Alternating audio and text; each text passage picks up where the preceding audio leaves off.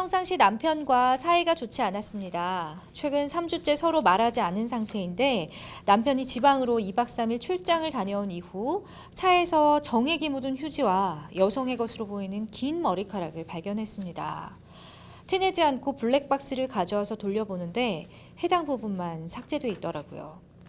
카드 내역을 검토해봤더니 음식점, 카페 등 단순히 출장차 다닌 동선이라고 하기엔 너무나 잦은 방문이었습니다.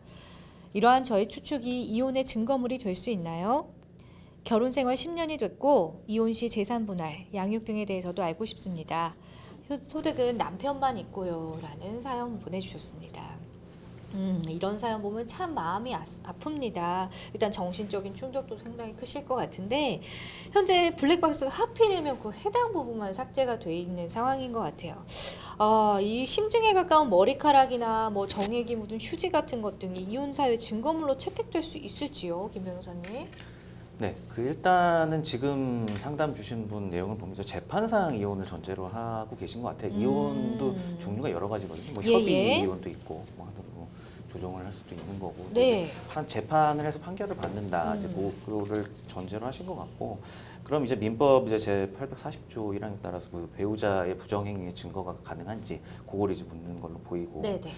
근데 이제 소송을 할 때의 판단 기준은 그 증거에 대한 어떤 제한은 없습니다. 이런 거를 많이 이제 문의를 하시거든요. 여기에 관한 증거가 됩니까, 안 됩니까 해서 얘기를 하시는데 실제 어떤 증거에 대한 뭐 제한을 두고 있진 않아요, 우리 판례가. 뭐 예를 들면 뭐 그런 경우도 간혹 있거든요. 상담 오시는 분 중에 소위 말하는 이제 흥신소라고 하죠. 이런 데서 수집한 증거인데 이게 과연 증거가 되냐? 그 질문을 뭐 저도 굉장히 많이 받는데. 저도 궁금합니다. 네, 가능합니다.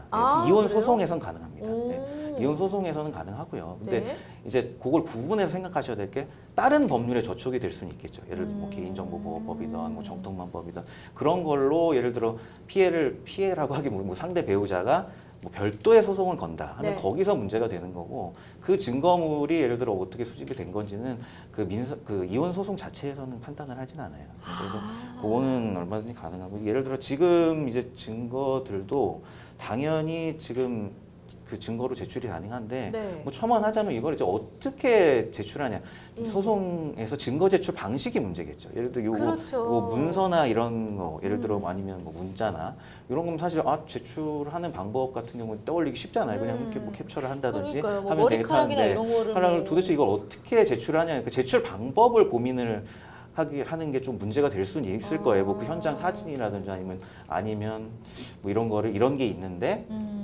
이게 도대체 뭔지 성명을 구한다든지 뭐 다양한 소송 기술적인 게 문제가 될 뿐이지. 요거 자체를 증거로 제출하는 게 뭐 방해가 된다거나 이런 요소는 없고요. 그래서 그거는 얼마든지 가능하고 특히 또 재판부가 이혼 소송 같은 경우에 모든 사안을 종합해서 이제 판단을 하게 돼 있습니다. 그래서 딱 요런 게 있다고 해서 부정행위가 있으니까 이혼 청구를 인용한다. 이렇게 하기는 뭐 지금 판단하기는 좀 어렵고 다양한 증거들이 있으니 그런 걸 종합적으로 판단을 하게 되거든요. 그래서 딱 요것만 뭐 가능하다 안 하다 그렇게 판단하시기보단 뭐 어쨌든 이혼 소송을 진행을 하신다 하면 지금 가능한 증거들을 모두 종합을 해서 이제 하면 뭐 그거를 재판부가 알아서 판단을 하게 됩니다.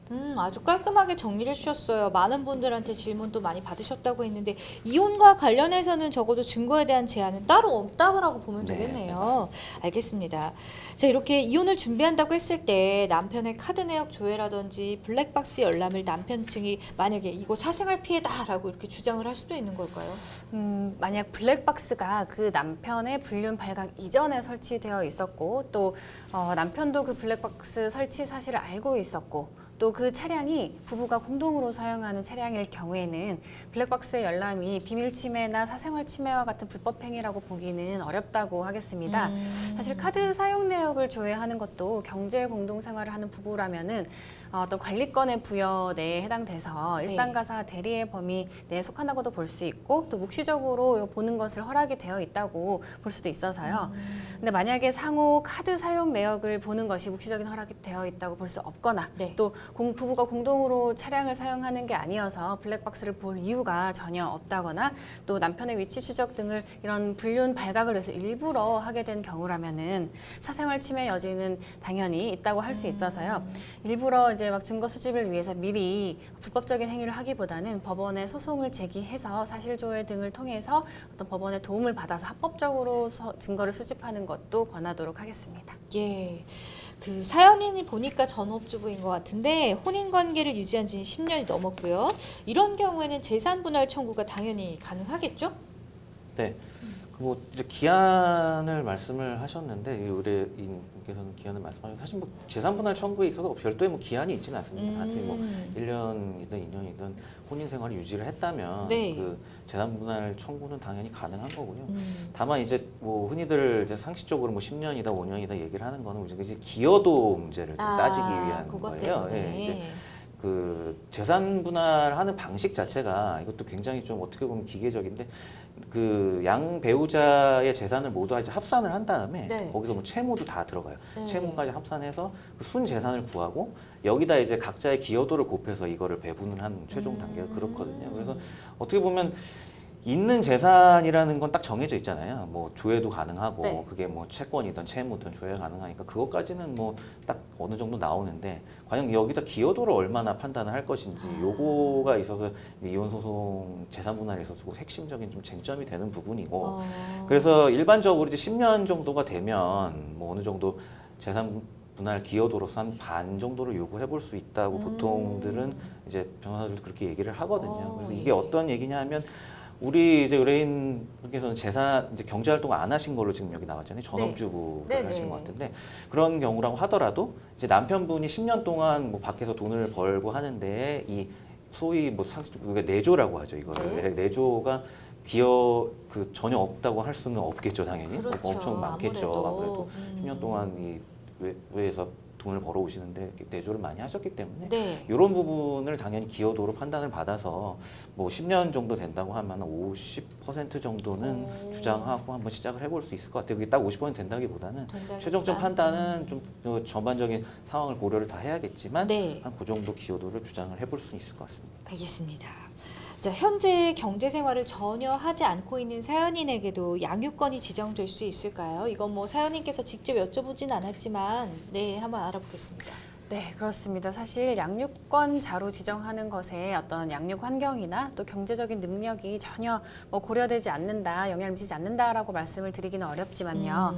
실제로 양육권자 지정의 기본은 그 사건 본인이라고 하는 그 양육해야 되는 그 자녀의 복리를 위해서 가장 좋은 양육권자가 지정되는 것이 가장 중요합니다. 네. 그래서 사연인 같은 경우에는 오랜 기간 그 사건 본인 그 자녀를 직접 양육해 왔고요. 네. 또 그 양육하는 그런 태도나 그 자녀에 대한 애정에 전혀 문제가 없다고 볼 수 있고 또 비양육권자가 이 양육자에게 양육비를 지급하는 것으로 어떤 양육 환경을 안정되게 조성하는 것에 문제가 전혀 없다면 이 오랜 시간 양육해온 이 사연인이 양육권자가 되는 것에 지정이 되는 것에 전혀 문제가 없다고 할 수 있겠습니다.